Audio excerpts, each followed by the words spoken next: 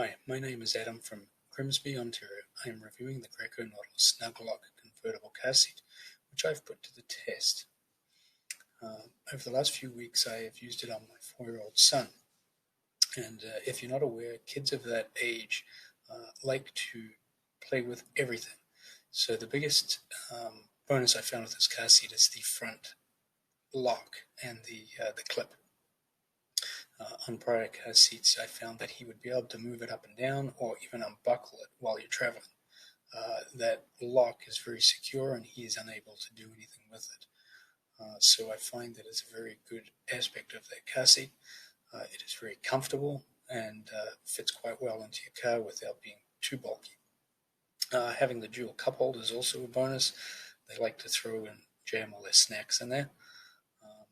The only downside to it is the way it attaches to the car.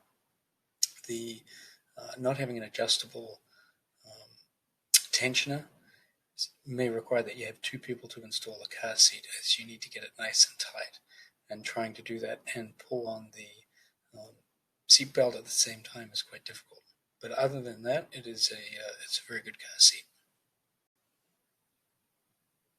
I would definitely recommend the Graco Nautilus SnugLock convertible car seat to family and friends.